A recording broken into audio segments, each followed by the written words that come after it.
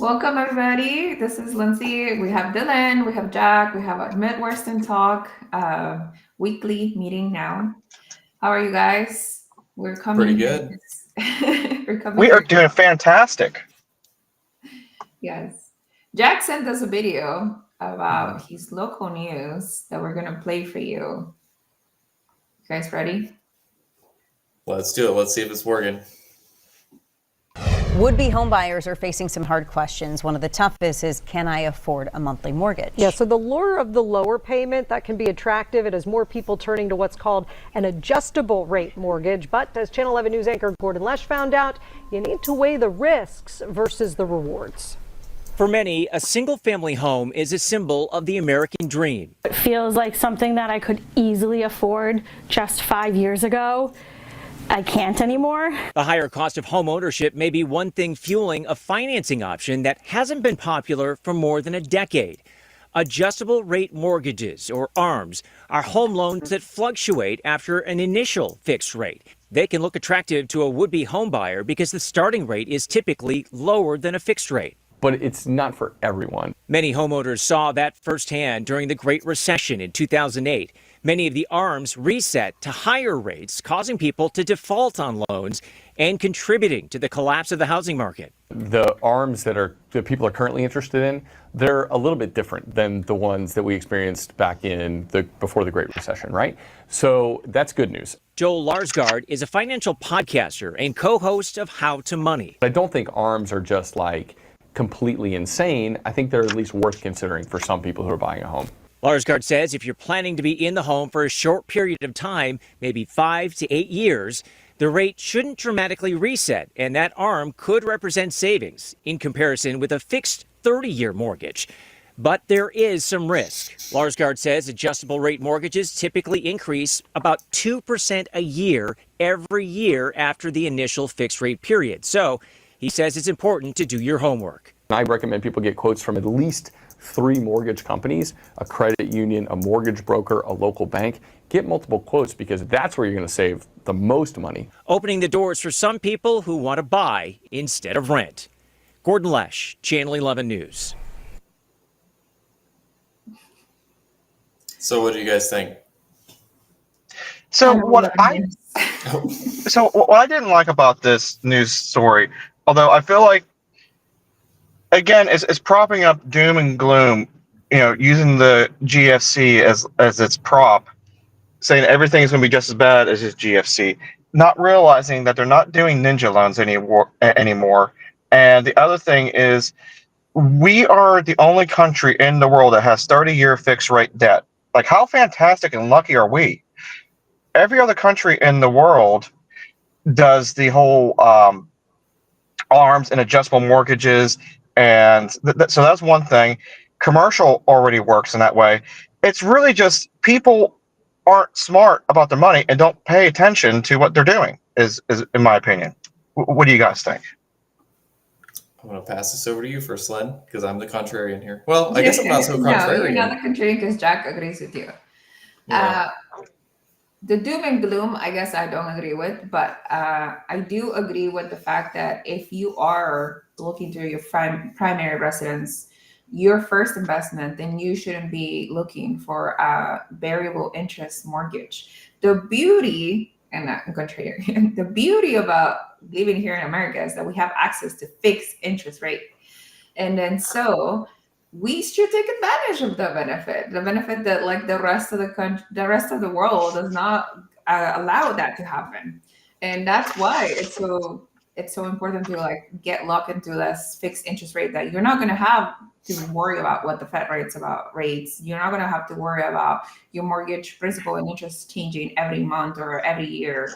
And that's why I don't think it's a good idea for somebody that's going in for the first investment or even looking to, let's say, do the rate for now. It's like dating the rate for now that is going to be on your introductory period for 5 years. And then we're trying to foresee the future and then see where the rate is going to be in 7 years. Yeah. No, I agree. I think the delineation here for me is that I don't consider a personal residence an investment. I know a lot of people will say like a home is the biggest investment that people have, and it can be. It can be an investment if you think about that from inception.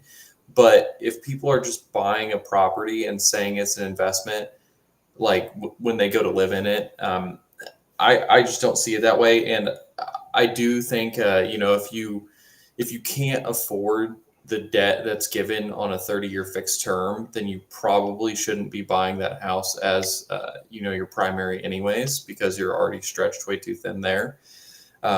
I do see using these 5-1 arms, or there's 5-7. I mean, there's all kinds of different arms that you can get set up. I see using those on investment properties because we can take advantage of the different rates that we're able to get and do our value add to the property, and then we can refinance out later into longer term fixed rate debt. But on personal residences, I think, like you said, you've been given it. Well, you both said actually, you've been given a gift here that most people don't have all around the world, and you're able to lock in 30-year fixed rate debt. So even if it's a point higher or a point and a half higher, or shoot, even 2 points higher, I don't know. I'd have to start mathing at that point, but I just don't think it's ever worth putting yourself in a situation where your primary, you could have locked in like maybe a 5-1 at 3. And then, a few years later, we're looking at 7%.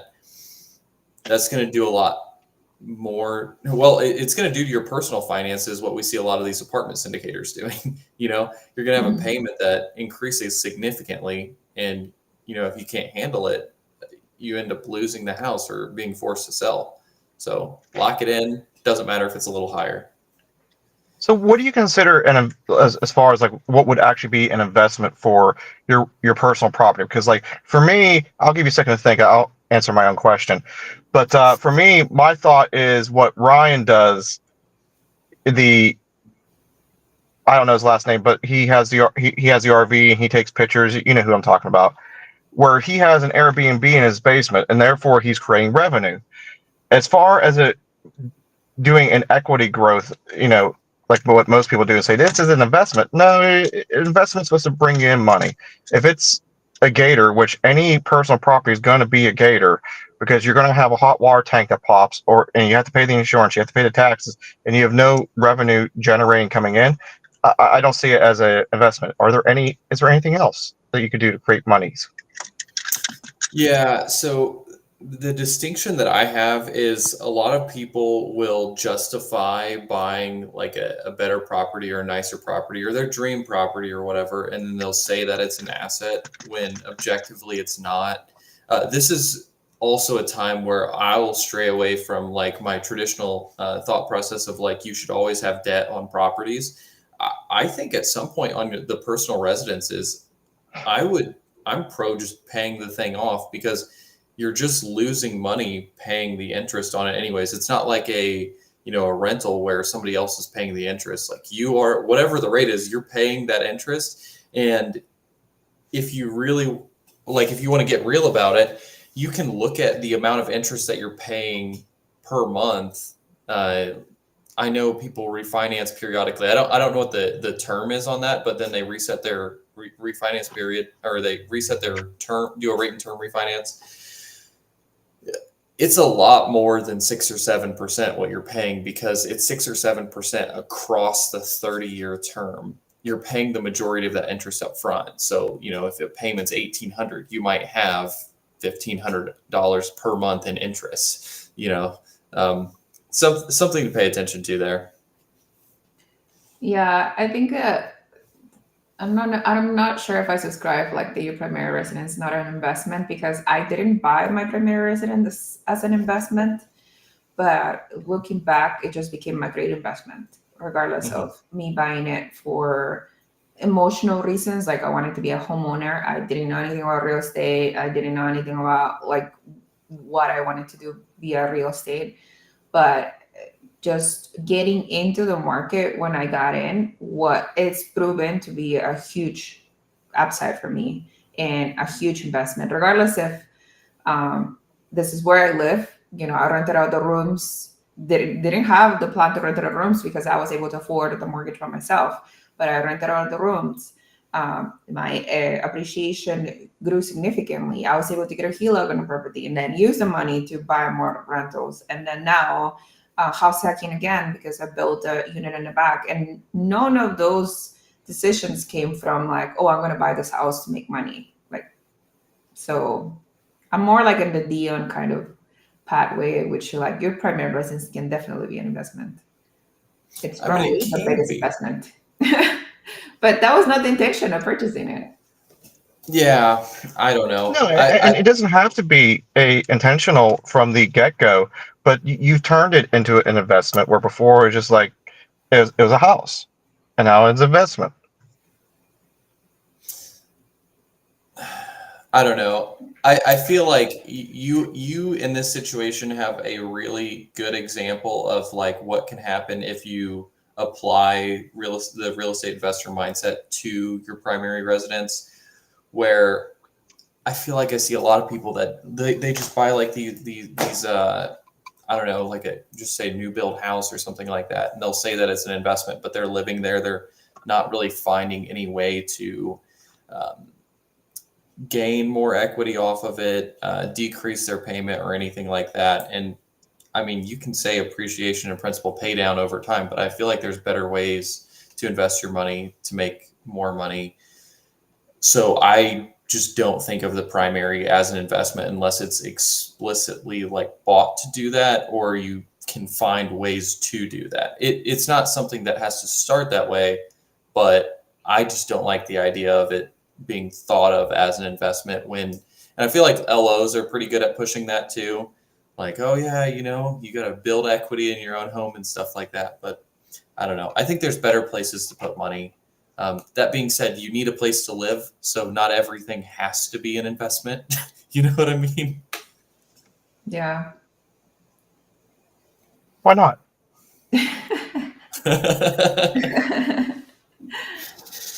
I don't know. Yeah. I have like the timing of like my family's never been like an entrepreneur family, but a lot of the things that we lived through could be seen as like we were investing kind of thing. Like my parents, we came here in 2008, and then obviously the market crashed. Right, my parents were able to get with 2 years of work history shown a condo here in Los Angeles for $125,000 when everything was slashed 60% of their ticket price. So they purchased that. They had the incentive from Obama, $8,000. Like at the end of the year when they filed taxes, they got $8,000 back. They only put down like $5,000 on the house, so they got paid to buy a condo here in Los Angeles, and then they sold that later on, like 5 years later, for like $350,000. They roll all of that equity that they had into their actual home, their forever home.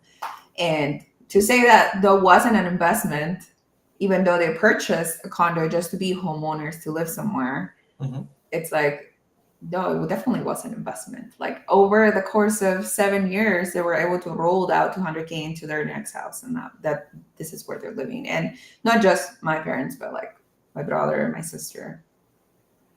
Yeah, I'm sure a lot of people are able to do stuff like that. We're just in a different market now. Like I wish it was like 2010 where I could buy houses really, really cheap, because I have a cousin that he was a banker before 2008. He quit before that, and he started buying properties because he kind of got an idea of what was going on.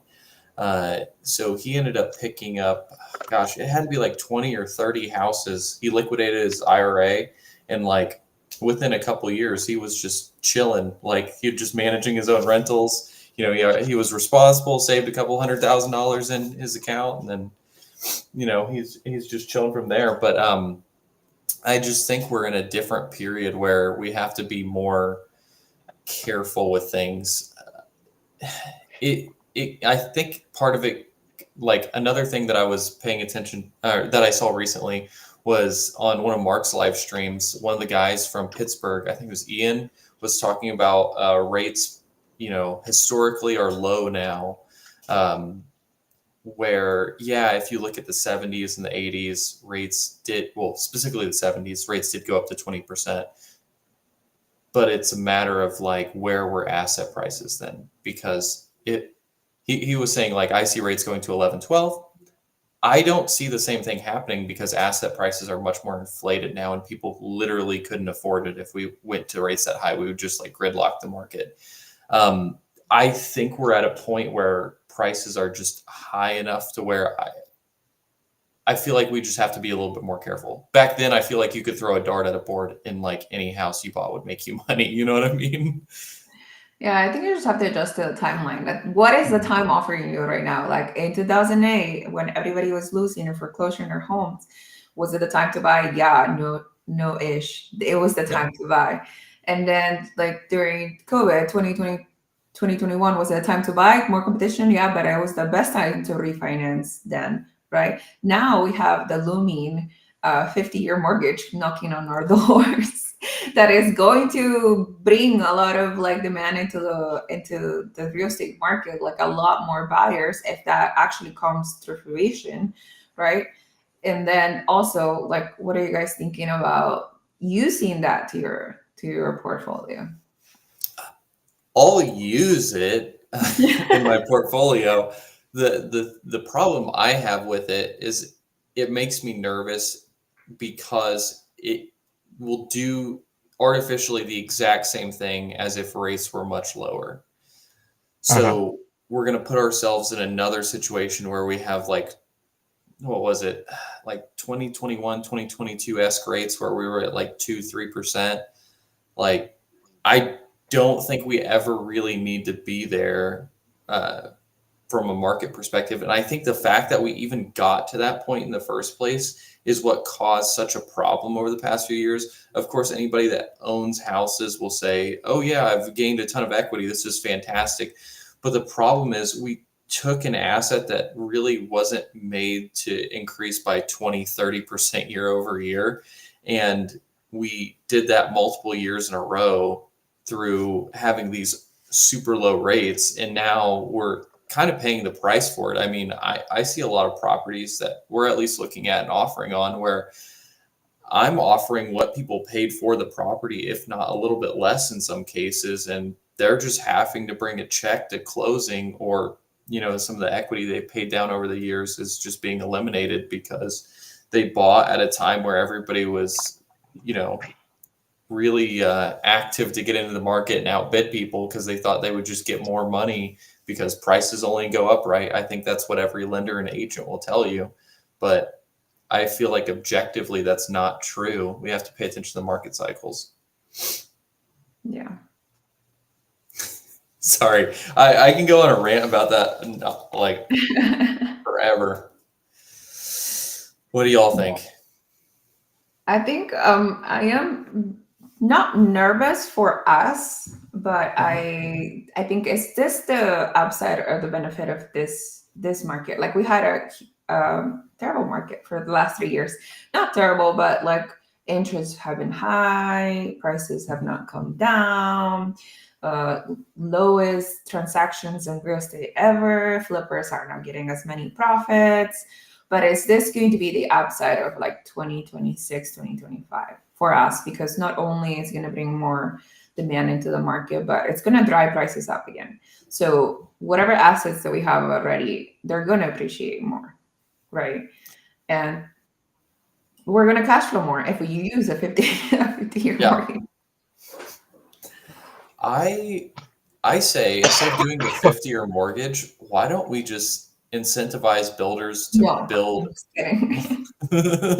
Like, why don't we have them build houses that are like, you know, just a medium house? Like, I feel like a lot of the stuff I see being built now is like 3,000, 3,500 square foot McMansions that are like $500,000. And what we really need is houses that people can buy for like 200 grand and below, or maybe a little over 200 grand, because that's what a lot of people can afford. And if we can, you know, put more of that inventory on the market, it's going to drive down some of the prices of the things that we like to buy, which is good for us. And then the home buyers get better inventory, and we get to buy these, you know, 60s, 70s, 80s houses for, you know, less than they're going to be able to pay for these new ones, but they get brand new builds, and it's things people can afford. I did see a question in the chat. I did want to say hi to Yasik and Homebody Trish. I'm going to guess that's somebody you might know, Lynn. Maybe. I don't know. Oh, don't forget to like the live and subscribe if you haven't done already, please, so we can keep showing our faces every week. Yeah, I'm not. It makes me buying cry any- if you don't like the video. I cry all night at work. I think for a different reason, Jack. It could be, but I'm blaming the lack of likes, though. At least that's what I tell my boss. Like the video. Would you guys invest in New York? I know it's a hard no for me. The city? Yeah, New York City. No. It's just it's just not worth the headaches. Like flat out. If out in the country, like there was someone in the group, I forget who, invests in Rochester, New York. I used to have family that lived there, and you're out of the city limits and stuff. Something like that, maybe I would consider. But inside the city limits, no. Yeah. I don't want the next sitcom of Friends being publicized out of my units. What about you, Lynn? I don't know if it makes sense for me. I mean, I'm in a market for cash flow, and I don't see how that could happen in New York. Aside from like me having millions of dollars and buying like a commercial building that was left behind because they didn't want to continue to rent when the rents were frozen. Like that's. Well, you got to be really careful on buying the building there, because from what I've heard, they might start seizing the means of production. Yeah, I don't know. I was listening to Iced Coffee Hour, and I forgot his name, but he's a realtor. I used to watch the reality TV show on Netflix called $1 Million Listings. I think he was one of those. Yeah. And he was saying a commercial building he transacted for like $59 million, sold for 17. And I mean, is that a pay cut? Incredible pay cut. And now it's back to $59 million. So does that make sense? Probably, right? Like, so, but I don't have $17 million, so I'm not going to say, yes, I'll buy it. New York is a weird market. Like you can look at the pricing, and Sirhan's talked about it in a few of his videos, but you'll see it's not like anything goes up like in a linear progression. It's always like really cyclical. So you can have these insane price swings on properties like that. And I think the administrations that you have are also going to change things. What I was joking about is I saw this video of the guy that's going to be mayor talking about if people, well, one, rent freezing, but then if landlords aren't fixing things to the city's standards, that the city will just take the building. Not the best. Do I agree that people should fix things? Yes, but rent prices have to go up over time to account for inflation in property taxes, wages, and the cost of repairs. Mm-hmm.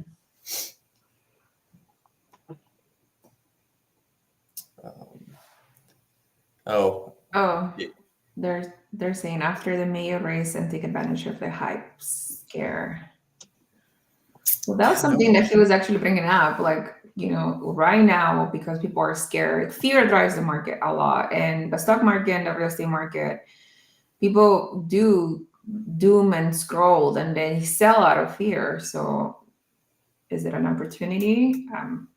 Not for me, but it might be an opportunity for some people. I just think when you have somebody that is in a position of power like that does start talking about just like using eminent domain on personal and business property just because they don't like the way somebody's running something. I just think that that's outside the bounds of, looking at be fearful when other people are greedy and so on. Because at that point, in my opinion, it's just theft of personal property. But I don't know. They voted him in, so they get to deal with it. I'm going to just keep investing where I invest. To be honest, the other choices were not all that great. Like they already had Cuomo, and from what I understand, he wasn't good. And then they had Sliwa, which I was like, I mean, he sounds like a cool dude, but I don't think he should be the mayor of a giant city like that either. I think the biggest takeaway from me is like how quickly he grew, like via social media.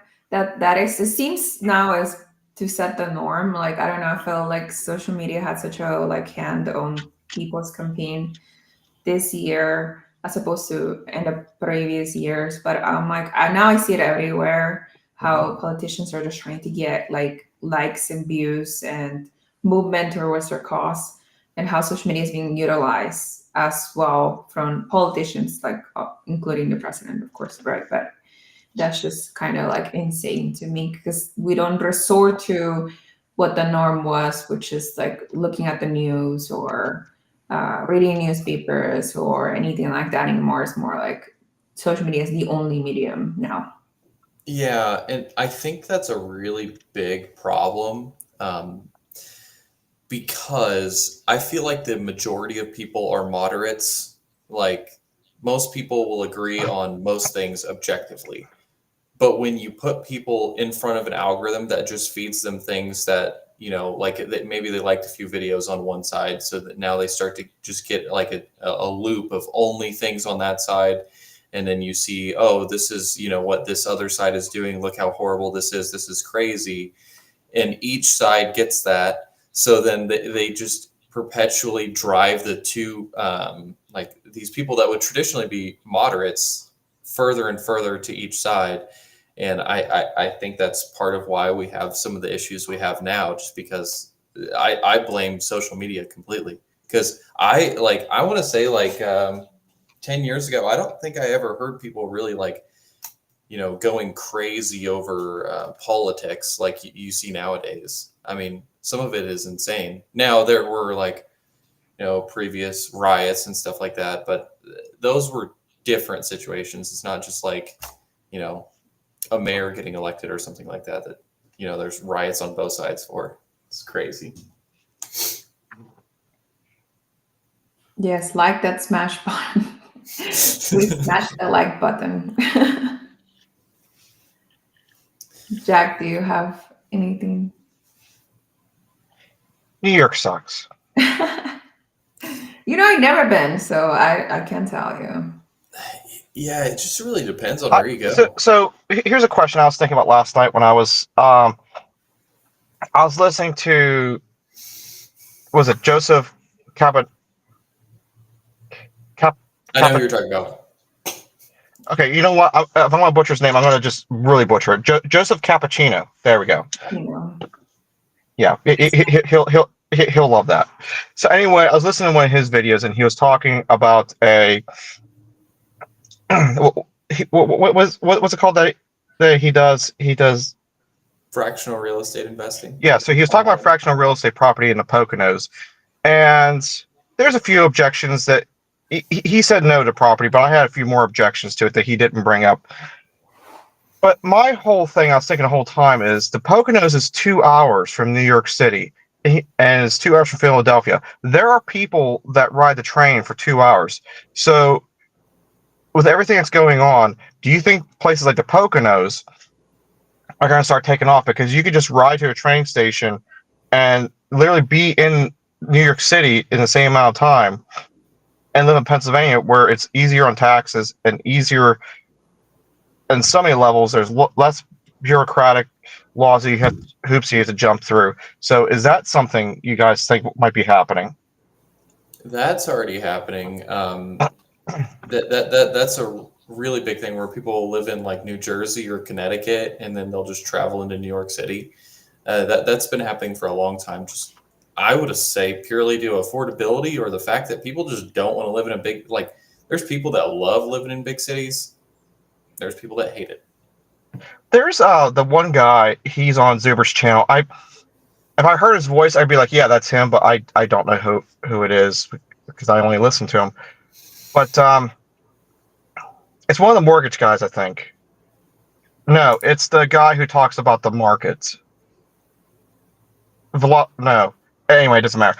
Anyway, he said he lived in New York for a long time. He's like, it's cool, it's fun. If you're in 20s, maybe your 30s, but he's like, after that, you just kind of want to move on with your life, and you just want something that's less hectic and stressful.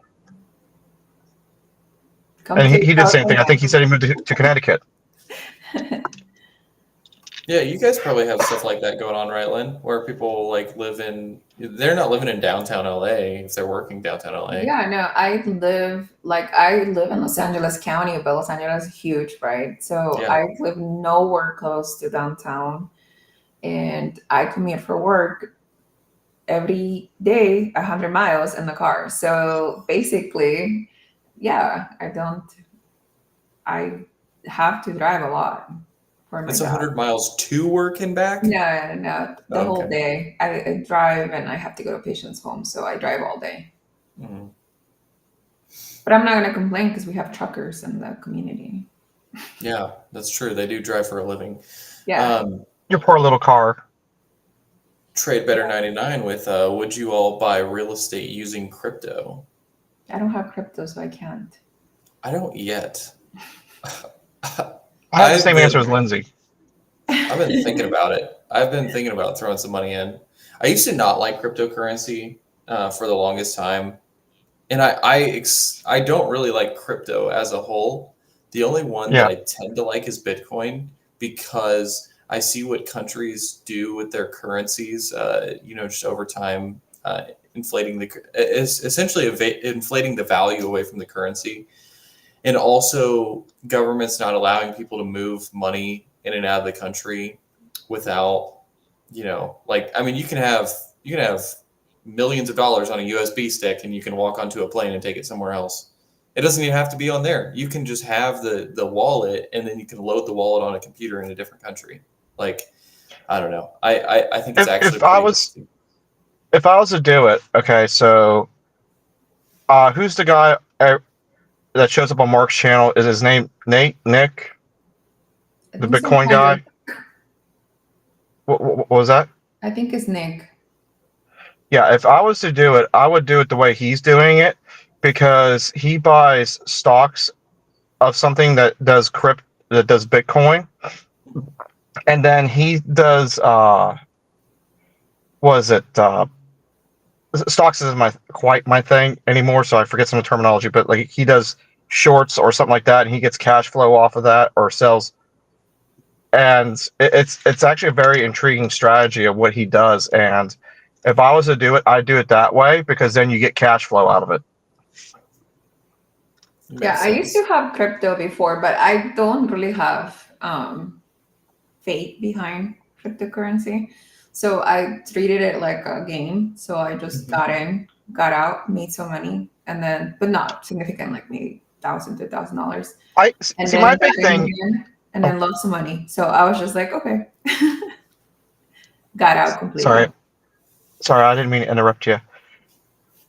My whole thing is, I can't wrap my head around how is it any better or worse than gold or silver, because it's more or less just a encrypted commodity, more or less, that is only driven up by what the commerce say it's worth. And if it became unpopular, it would just fall to zero. Like, that's a very drastic thing. I don't ever see that happening, but it is potentially something that could happen. The same with gold and the same with silver.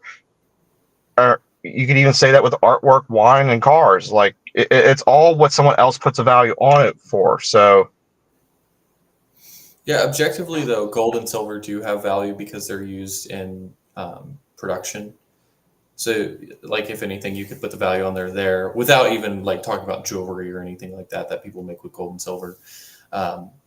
When it comes to crypto, yeah, that is the big argument that I always have towards it, is that if everybody just decides that we're not going to use it, then the value goes to zero. But at the same time, we decide that we're going to exchange pieces of paper for things here there's 300 plus million people plus everybody outside the United States that agrees that this currency is worth something.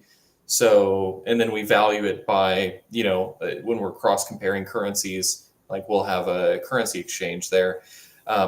Yet again, I'm not like a crypto max or whatever, like those kind of people. But at the same time, I'm starting to see the reason why people do push it a lot, and it makes me even just want to put like a little bit of money into it, so I have some, just to like be part of the thing, not because I think it's going to like $1 million or whatever, but just the simple fact that you can move money with that a lot more easily. It is like it's kind of like I have here I got a silver bar on my desk. This is not an investment for me. It's just for fun. You know what I mean?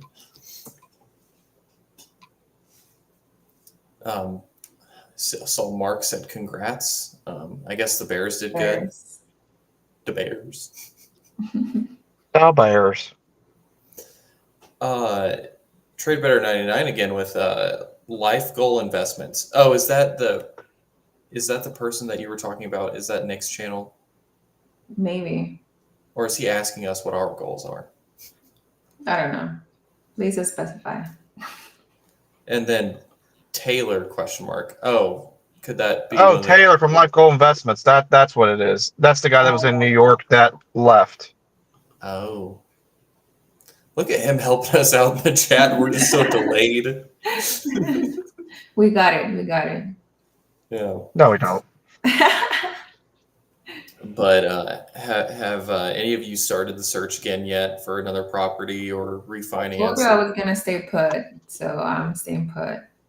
Didn't you just close on one? I did last month. That was last month. That was last. That's why she's staying put. She's staying put for a month. Yeah. Cynthia found one, but it fell through. It went a contingent way too fast. But I'm proud of her. She found it without my help. She did the research, and then she dropped the ball. But she's making steps. What do you mean she dropped the ball? Somebody scooped the property? Somebody scooped the property, and she never called the lender. She was like, she was like, well, I start work at. Her excuse was, I start work at 6, and then I get out of work at 6. I was like, yeah, but I talked to the lender, and he said he would take your phone calls up to 8. I didn't want to talk to him after I was done with work, and that's why he lost the property. It happens. There's always another property to buy. Yeah. Never get FOMO. There's always another one, exactly. And I told her, it's just like, and like I told her, it's just like, I love the property. I think it was a really good deal. But at the same time, it's like, you could buy cheaper properties. I don't know. It's hard to explain because like that one was good in a sense that, yes, it cost more, but it yielded the same as like my Cockapoos. And she could move out of where she's at now, have a bigger, nicer place that needed a little bit of work, which would have been a value add. She could have picked the worst side. She then would rent out her current place, rent out the other half of the duplex, live in the other half, and she would have all her mortgages covered and maybe about half of her bills Nice. just from doing that one move. It doesn't take much. No, why I'm and- gonna with Kyle. We're going to talk about. Oh, we're gonna no. talk about cutting budgets. She has a very low overhead in life. Like that's one thing I'll give her. Like she has no debt at all. She came, like her dad came from Italy twice. Came from Italy twice. And if you ever hear his story about the boat journey, it's hilarious. But so he came from Italy, and he like where he came from, they didn't have electric. They didn't have bathrooms, as outhouses. He's like, so like when he came here, it's kind of a shell shock for him because he's like, I come here. He's like, you have schools. He's like, you have schools. He's like, we didn't have. It's like everyone was home educated. He's like, when you think of like the old West here in the States, is what it was like back where I was. He's like, you learned your education from your mom, and he's like, and I made it to a very prestigious university. It was only that at the point where I realized that being a school teacher, you make less as being a high-end waiter at a frou-frou restaurant, which turns out I knew the guy. So I went and worked as a waiter at a frou-frou restaurant, made a buttload of money. And he's like, and I never believed in debt. He's like having debt in Italy. He's like, that's a no. Like they treat it as though it's a cancer over there. He's like, here, everyone's just like, yay, debt. Yeah, I can relate. My parents have the same childhood, basically. I did. I see didn't. that Unfortunately, I was born here. Unfortunately, it's pretty fortunate, dude. I see that Trish said she was behind in the chat, and she said she found you on Bigger Pockets, Lynn. Whoa. That's Dylan awesome. was also in Bigger Pockets, Trisha. So 2 out of 3. We have to get Jack on it. Jack, you gotta like retire soon so we can put you on the Bigger Pockets podcast. You don't have to be retired. No, you don't. You just have to apply. I will apply. We can send you the link. You can go on the Rookie podcast. I They're wouldn't really mind nice. being on a rookie podcast. I don't want to be on. I don't want to be on the one with Scott Trench and Mindy, because where they evaluate your finances and stuff. Because I just feel like, I don't know. I feel like that one's gonna make me too nervous. That's like a financial audit almost. Yeah. Like I don't want to. I feel like that would be right up there with I don't know. Like I would rather just not do that one. It's too stressful for me. Mm. It's episode 620, Trish. That's the one that I was on. Mm-hmm. You can go check it out. Oh, night. It's kind of nerve wracking to see it. Like it's not a ton of views, but like compared to what my channel gets, like I see that one has like 9,000 views, and I'm like, oh my gosh, You're 9,000 like, people oh. watch that. Yeah. Did you guys see the video that David Green and Robuild put on getting fired? Finally talking about getting fired from Bigger Pockets. The Yeah, NDA so I has sent that expired. video actually to Millennial Mike. Somehow I stumbled across it. It was like 15 minutes old. I was like, Mike, they used your video as the intro. I was like, They did. Yeah, it was a lot of what I thought it was, what they were saying, like just, talent too expensive. But at the same time, like the company had been sold multiple times. Like I think if it was not Scott Trench, sorry, Josh Dorkin's company still, that it would have had like the original ethos of like what Bigger Pockets was. But they've just, once they sold once, it seemed like they kept it the same. Then they sold a second time, and they just started stripping stuff out or trying to replicate the success of the main podcast. And I think there's only a few of those podcasts that I really like to listen to. Like I'll listen to the main one sometimes, but my favorite podcast and why I wanted to go on it was the Rookie podcast, and then there's one other one that I really like. I think On the Market's pretty good, and then. Can't remember the other one. I agree with a lot of what they said, and I disagree with David saying that all these little side BP things took away from the main one. I think they're trying to diversify in order to get more people to come, because you can't say that the Bigger Pockets Rookie podcast is competing against David Green and even like when it's at its peak, Brandon Turner.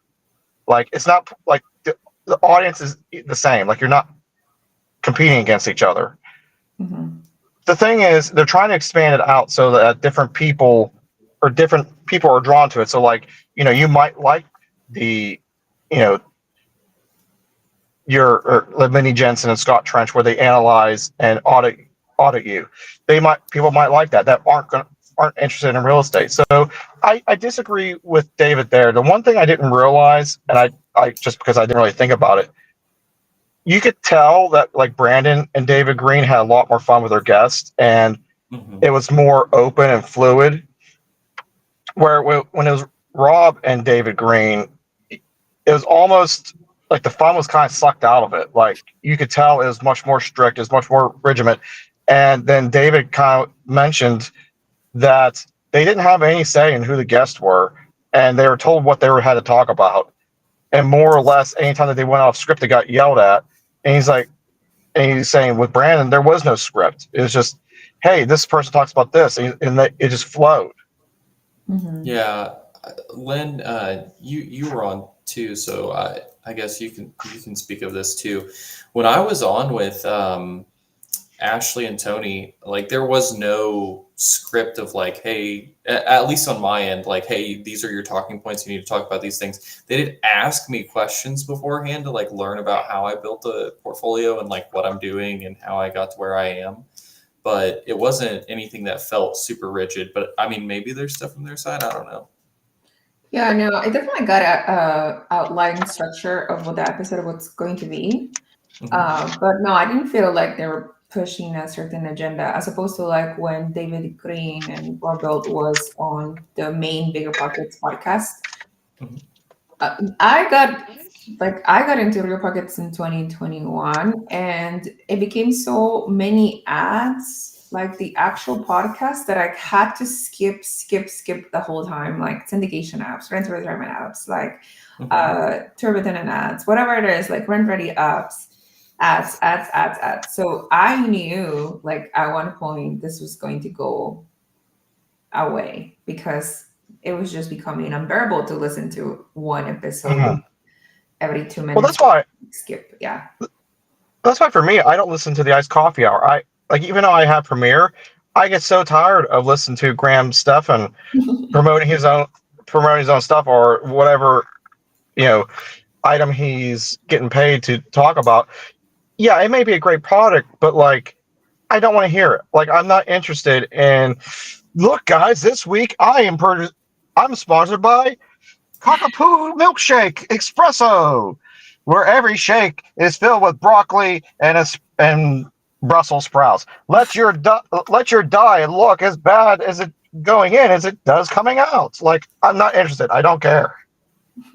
I don't know. I kind of want that Magic Mind sponsorship, so I'm not saying anything. I know. It's like, we want ads on this video, so please reach us to us. We want partnerships. I will do a mid-roll ad if you will sponsor us. But no, I get it. There's a lot of stuff on YouTube that's like that. I feel like a lot of the creators are pretty good about making sure it's only one per video, but with some of those podcasts, I do notice it's like, man, you got like 5 in the podcast. Yeah, that's the thing. Like one, and if it's a long video, maybe 2. But Graham kind of gets annoying because, like, I understand that some of his videos are an hour plus long, but I don't want to hear 4 or 5 or like there's one that was 2 hours long and I counted 5 sponsorships, and it's just like, dude, enough. And you put this one in there twice. Yeah. You can change to members only. You can pay for the membership. Maybe they'll have less ads. Oh, if you have, I kind of don't even want to pay for it because he's kind of like, he's kind of like made me so frustrated with the channel. I don't want to pay for the membership. I'd rather just unsubscribe and not partake. I actually like the Iced there, Coffee Graham. Hour. You lost a subscriber. I will cost you 1 penny in an entire year. Well, just like, but when you're doing your cleaning, that's when you're. That's what I hear the podcast the more. Like, I'm driving or I'm doing cleaning. What else am I going to be doing anyways?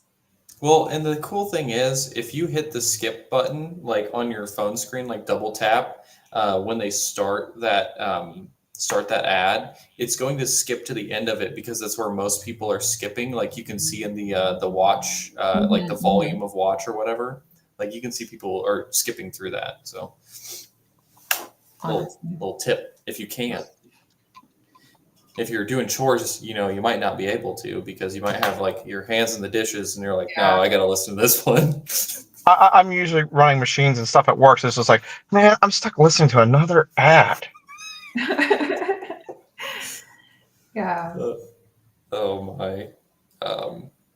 But yeah, I did feel like, well, and the funny thing is, if you listen to Rob or David on different podcasts, like there's a difference between when they were running the BP podcast and when they are just like on a podcast with somebody just like genuinely having a conversation, which I think is a lot of what gets taken away when you have to have like this structure. Like David was saying, it used to be him, Brandon, and one virtual assistant that edited the podcast, and that was it. I think that's all you need, because some of the best podcasts that I've seen, people don't really do too much research and like knowing everything about the individual, because they want to show up and just ask questions.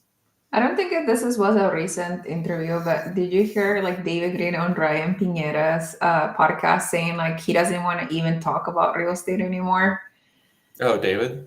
Yeah, David, he was I get it. basically like, I'm just, if you tell me about house hack one more time, I'm going to lose it. And he is actually talking about majority of the negative things that happened to him from investing and scams that he paid money into, or houses that he bought 25 like with the purpose of burning and then was not able to burn and had to sell at a loss, and all of those things because he became so big. He was not, taking into account like what you have to do to like get when you buy properties, once you have to stabilize them and all of that. That's fair. I think he may have just had too much stuff going on, Yeah. which it seems like a lot of the people in these positions do stuff like that. They're like, oh, I'm now famous and I have this brokerage and I also have this lending company and now I also have my portfolio. And it's like, well, just do the brokerage and the podcast and have your portfolio. Like that's already 3 things. Yeah. You know what I mean? Well, he had to get rid of the brokerage. Mm-hmm. The lending, what is it? One brokerage? I believe so, yeah. I think he's, or no. I think he has the brokerage. I'm thinking of the, what was it? The mortgage company or whatever he had. Mm-hmm. But Yeah, that's the one yeah. brokerage. Yeah, I think he's trying to make it like across the whole country now, a brokerage company.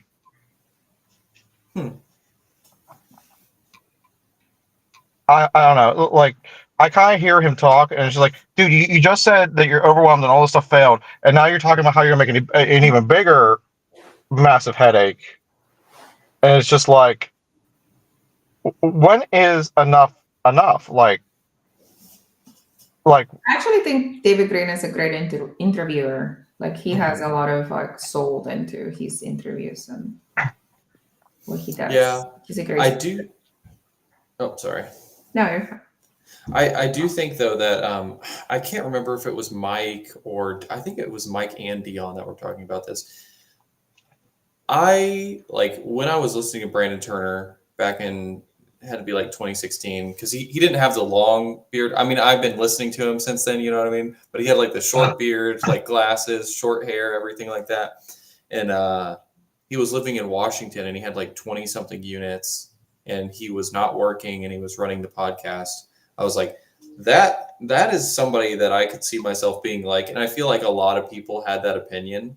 So when they get to the point where they've like got this, massive syndication fund, I mean, good for them success wise, but for the average person that's listening to them talk, I don't think they ever want to do that. Like most people just want to spend more time going on vacations or with their family, and they're just trying to find a way to not work all the time.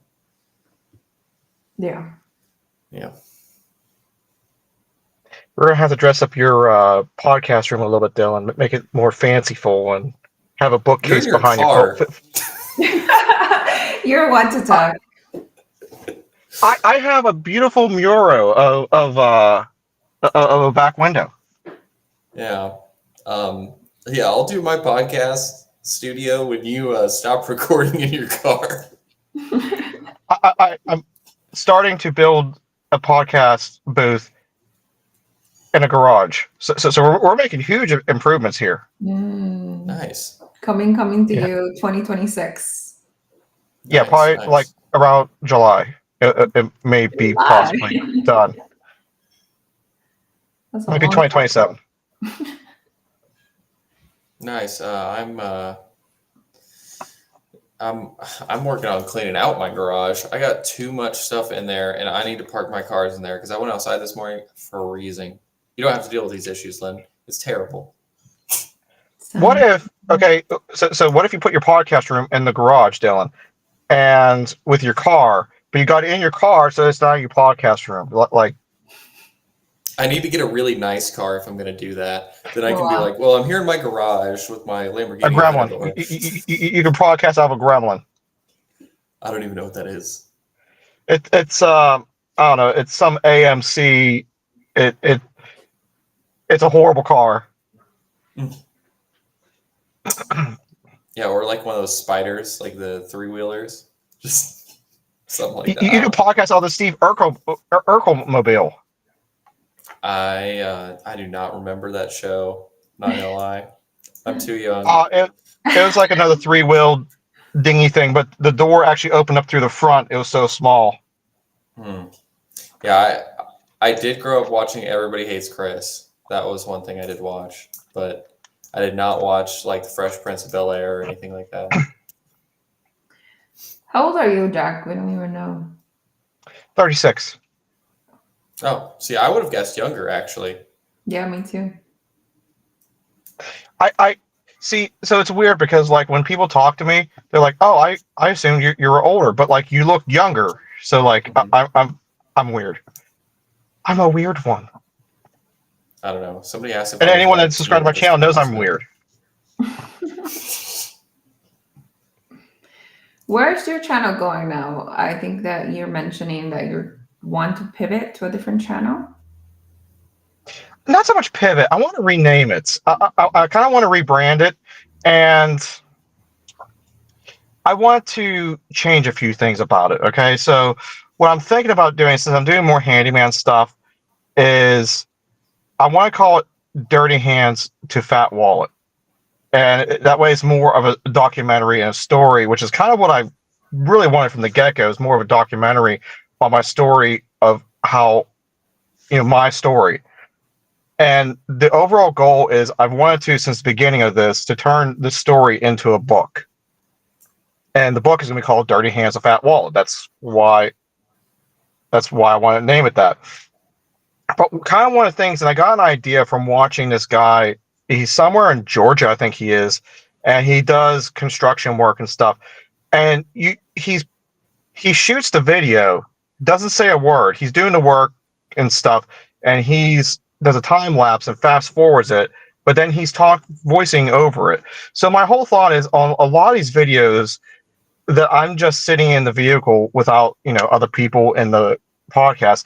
Take these videos, strip the audio out of them, put it on a time lapse, and that way you actually have something you're looking at other than, the big, wonderful, dirty window in the back. Mm-hmm.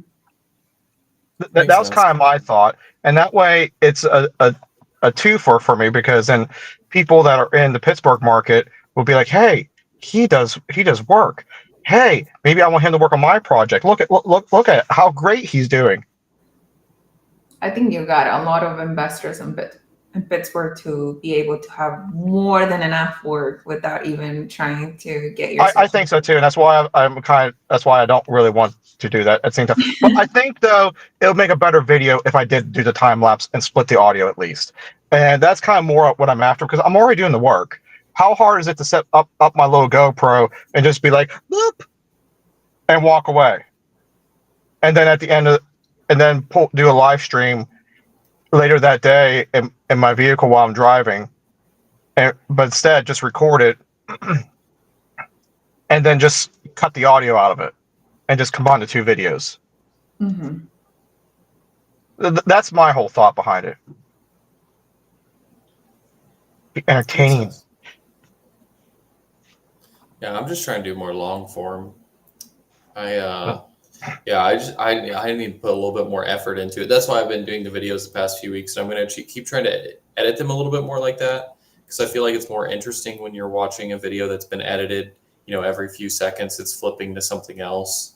I didn't have something every few seconds, but it was like every 30 seconds it was switching to like display something else that I was talking about. So Yeah, just trying to build my editing style, trying to make it a little bit different. But yeah, just something that I would enjoy watching myself is really what I'm trying to go for. So I'm trying to combine some of the different editing things that I've seen in videos that I watch and just throw it all together and try to do something with it. But then share information at the same time. I don't know why I'm trying to grow it like that, like what the purpose is in growing the channel besides just like sharing content and growing the channel. Same. Yeah. So what is your biggest goal in your channels? Because I'll give you guys a second to think. My biggest goal, because I talk about this and everyone's like, oh, you're going to get monetized, you're going to do this, like they're telling me this. I was like, I don't care. Like I don't see my channel ever getting to 1,000 subscribers, and the watch hours is so ridiculously high that I don't foresee me hitting that either. But what I'm trying to do, and I think I'm doing a fantastic job, minus the fact that I need to just make the videos more entertaining, which is why, like I said before.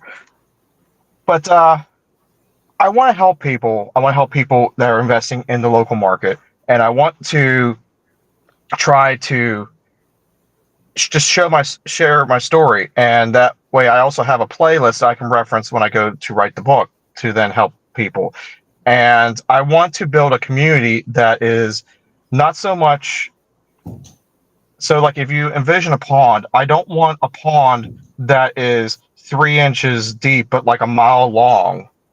I want to build a pond that's maybe only 30 yards wide, but like 40 or 50 feet deep. Like, I'm trying to build a more deep community and not so much a widespread community. And I think I'm absolutely crushing it in that. And I'm very happy with that. Same. I think I want those comments of like, this video really helped me getting into calling a realtor or like making that offer or looking into that market. Like that's, I think, my metric of success, not so much monetizing the channel. That would be nice, but I think that would just become I'm more exposed to more people, more so than making an income out of this. Yeah, no, I've been just sharing like I forget who I was talking with about that, but if you want to talk about monetization, getting monetized on YouTube, like for ads, is not where the money is on YouTube. It's if you have a back end business or something like that you're selling something, like, you could have 500 subscribers and make multiple thousands of dollars a month. I mean, if you really wanted to, but no, I just like the fact that I can, one, if I go to create another business, it'll be really easy to, if it's something that's a service to the people that are in my demographic, I can just post something about it and I have an advertising medium there. But then also the people that you can connect with through social media by building up a personal brand. And then also a lot of my content that I do post is things that I've learned through investing in real estate. So whether they want to listen or not, I share the issues and successes that I've had in both commercial and not industrial, not yet, commercial and residential real estate. So I just kind of keep it as like a log to, hey, I'm 1 year in, or hey, I just did this and this is what I learned. Don't burn your money like this. I made a ton of money. You should try to do this. So I'm going to have to hop off. I got to finish getting ready to go to work. All right. You have fun with that, man. I'll see you guys next week. Bye-bye. Right. I'll see you. Oh, it's not letting me off. It's not letting me off. You're trying live streaming right now, going to work. Oh my. Why is it not letting me off? Yeah. I don't know, Jack. But I think this is a good. This is a good point, place to anyways. good place to end this stream. And guys, we'll see you next week. If you want us to discuss any topic, leave it in the comments, and we'll take your feedback into consideration. Please like the live, subscribe if you haven't done already. So. Thank you, and I'll see you on the next one.